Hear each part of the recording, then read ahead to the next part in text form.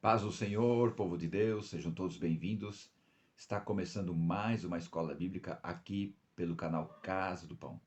E a proposta agora é comentar a Carta de Judas, o penúltimo livro da Bíblia Sagrada. E já tivemos algumas aulas aí, né? Uma introdução, versículos 1 e 2, versículos 3 e versículos 4. E hoje vamos comentar o versículo 5 da Carta de Judas, que diz assim: Mas quero lembrar-vos, como quem uma vez já soube isto, que havendo o Senhor salvo um povo, tirando da terra do Egito, destruiu depois os que não creram. Veja que forte esse versículo, né? Judas, no versículo 4, que nós comentamos no vídeo passado, ele está falando de pessoas que entraram sorrateiramente no meio do povo de Deus para trazer ensinamentos heréticos para desviar da verdade, que eram os gnósticos. Eles negavam a divindade de Cristo, diziam que Cristo não veio em carne, era só um espírito, parecia ser de carne. E no versículo 4, Judas chama eles de pessoas ímpias, isso é, pessoas que só faziam maldade, e também comentam que eles desviavam a graça de Deus para libertinagem, isso é, já que eu sou salvo pela graça de Deus, eu posso viver como eu quiser. E não é bem assim que diz a Bíblia Sagrada, que nos orienta, nos aconselha, nos direciona a uma busca de santidade. A santificação é um processo, gente, é um processo que vai dia após dia. Como diz Filipenses 1 e 6, a obra que o Senhor começou, Ele aperfeiçoará até aquele dia, o grande dia do Senhor Jesus. Agora, a partir do versículo 5, Judas começa a fazer comparações com outros eventos bíblicos para as pessoas entenderem quem realmente eram esses infiltrados que estavam desviando o povo da verdade. Por isso que ele começa, mas quero lembrar-vos. Isso é, lembrem-se desse fato, tragam à memória. Lembrar-vos é isso mesmo, quer dizer bem isso, trazer à memória, começar a pensar e lembrar num acontecimento que houve há um tempo atrás. Por isso que ele diz, mas quero lembrar-vos, como quem uma vez já soube isto. Ele está dizendo, vou contar algo para vocês que vocês já conhecem, que vocês têm conhecimento, mas parece que nunca ouviram falar. Eu quero lembrar vocês de algo que vocês já sabem. E na continuação do versículo, Judas lembra um fato muito forte da história bíblica para trazer à memória dessas pessoas algo para fazer eles pensar a respeito dessas pessoas infiltradas. Interessante que a palavra infiltração me leva a pensar numa estrutura muito forte, muito rígida, mas começa a se infiltrar água e aquela água vai se infiltrando até deteriorar toda a estrutura, onde que ela entra em colapso, onde que ela desaba. Essa que era a intenção desses heréticos infiltrados no meio do povo de Deus. Tirar toda a estrutura para que num momento desabasse. Por isso que essa carta de Judas é tão importante para os nossos dias. Muitos elementos, muitas histórias, muitas doutrinas têm se infiltrado no meio do povo de Deus.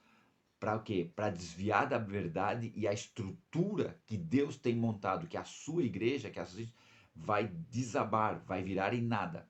Mas, assim como a igreja de Cristo venceu essa heresia do gnosticismo há quase 2000 anos atrás, a igreja de Cristo permanece firme, permanece forte, permanece abalizada, porque enquanto as instituições, as denominações, fala agora, que tiverem Cristo como base, Cristo como a rocha, nada vai infiltrar. Pode aparecer tentando infiltrar, só que não consegue, porque o Espírito da verdade não vai deixar a mentira prevalecer.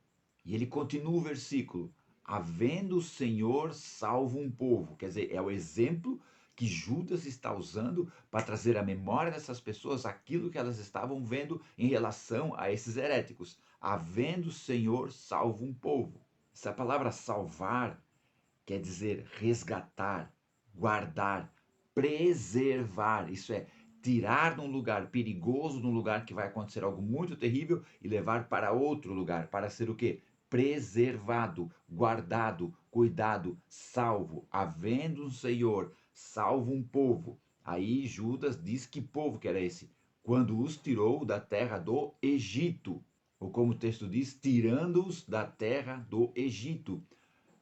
O povo estava ali 430 anos no cativeiro, 430 anos sofrendo ali no Egito. E Deus vem com mão forte, as 10 pragas do Egito, a morte dos primogênitos, e Deus vem com mão forte e tira aquele povo de lá. Então, olha o texto: havendo o Senhor salvo um povo, preservado, resgatado, tirando-os da onde? Do Egito, da servidão, da escravidão, do pecado, porque o Egito simboliza o mundo, Israel simboliza a igreja, e o Egito simboliza o mundo, e Faraó simboliza Satanás, o grande adversário não de Deus, da igreja. Satanás não é adversário de Deus, tá entendendo? Não tem nenhuma condição de Satanás lutar contra Deus. Não existe nenhuma condição.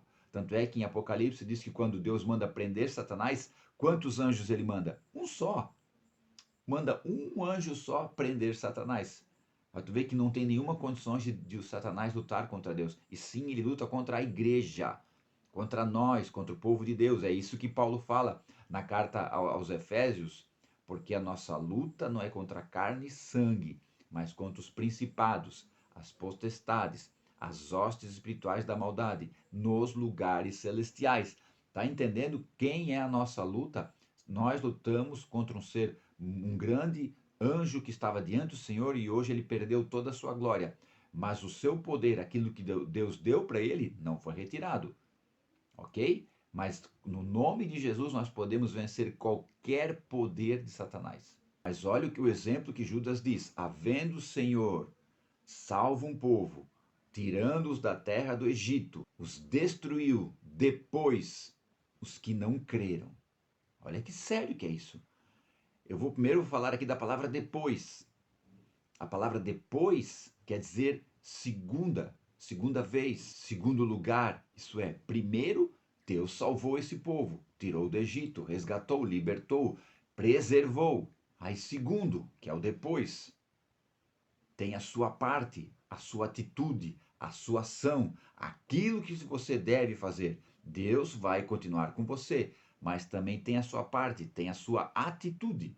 E essa palavra destruiu quer dizer fez perecer, matou, literalmente matou, acabou com eles. Sim, então Deus tirou o povo do Egito, salvou do Egito, tirou do Egito para os matar, para os destruir. Aí nós temos que voltar à história bíblica. Moisés mandou 12 espias para ver a terra de Canaã. E eles voltaram com notícias da terra muito boa, uma terra que mana leite e mel. Só que desses 12, 10 não creram, 10 não acreditaram que podiam conquistar aquela terra, sendo que Deus havia dado aquela terra para eles. 10 não creram. E Deus aparece ali na sua glória e mata esses 10 espias e diz para Moisés que vai matar todo o povo por causa da incredulidade deles. E Moisés intercede pelo povo. Deus deu uma sentença, entenda bem isso. Deus deu uma sentença: vou matar esse povo. E a palavra de Deus não volta vazia. E Moisés intercedeu pelo povo.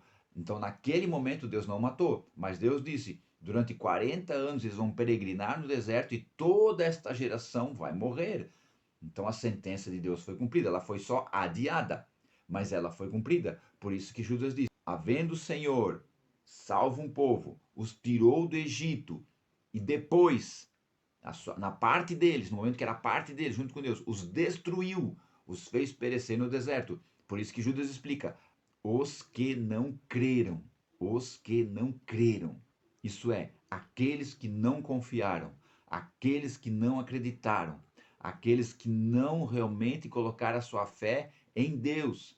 Deus mandou: entrem na terra de Canaã, a terra de vocês, eu já dei, pelejem por ela, ela é de vocês. Quer dizer, a parte deles eles tinham que fazer. Deus era com eles, era uma atitude de fé deles perante Deus. Só que eles não creram. Aí, por isso que Deus os destruiu, os fez perecer no deserto. Então Judas está dando este exemplo para as pessoas, os leitores dessa carta, entenderem quem eram essas pessoas que estavam se filtrando no meio do povo de Deus para trazer essa heresia que Jesus não era Deus, que ele veio em espírito, que não veio em carne, ok? Que ele mudavam a graça de Deus em libertinagem, podia fazer o que quisesse. Então, olha o que eles estavam infiltrando no meio do povo de Deus. Então, é por isso que essa carta e esse versículo de hoje é muito importante para você entender tudo que está acontecendo no mundo atual, tudo que está se infiltrando no meio do povo de Deus. A igreja de Cristo é perfeita, a igreja de Cristo é pura, ela não está sendo infiltrada, mas no meio do povo de Deus estão entrando não somente heresias, mas situações que está levando o povo de Deus a mudar o foco, a tirar o foco daquilo que nós estamos aqui nessa terra, que é pregar o evangelho a toda criatura. Jesus disse, Marcos 16:15, ide, pregai o evangelho a toda criatura. Quem crê for batizado será salvo, quem não crê será condenado. Então esse é o foco da igreja, esse é o propósito da igreja, pregar o evangelho, anunciar o evangelho. A igreja está aqui para anunciar o evangelho, só isso.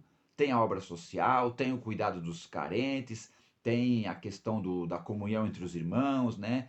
Tudo isso está certo, mas o principal foco da igreja é anunciar o evangelho, não é anunciar homem nenhum, não é para anunciar sistema nenhum. O foco da igreja é anunciar o evangelho. Não deixe que isso se infiltre no teu coração e aí vai acontecer o que aconteceu com esse povo de Deus. Eles não vão crer na promessa de Deus e Deus na sua ira, de todas as manifestações que Deus fez.